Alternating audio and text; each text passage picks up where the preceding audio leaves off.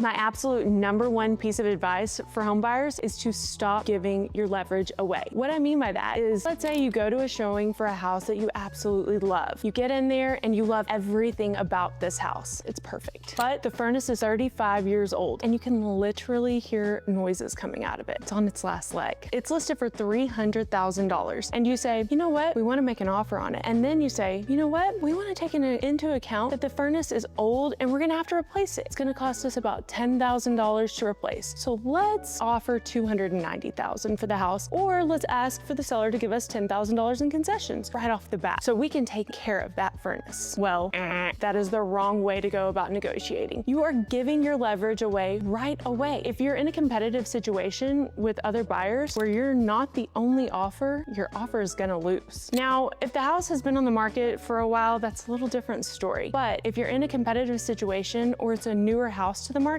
this is the way you go about it. You bring a competitive offer and don't take into account the furnace. Write the offer as if the furnace is absolutely 100% brand new and get it under contract, and negotiate during the due diligence period or an inspection period on the house, whether that's 5 days or 10 days. Negotiate the inspection. Have your professional inspection and have an HVAC professional out there to get documents on what is wrong with the furnace, how old it is, what it's going to take to fix it, or if it's going to need to be replaced, and how much it's going to cost. Meanwhile, you have an accepted offer. So that house you bought is going to go pending on the local MLS. You wait for the end of your due diligence, and then you send the listing agent an addendum saying that you want X amount of dollars in concessions, or you want X amount of dollars off of the price of the house, because your inspector and the HVAC professional say that the furnace is in rough shape and it needs to be replaced or it needs to be repaired. That seller is now in a spot and you have leverage, because if they don't accept your counter offer or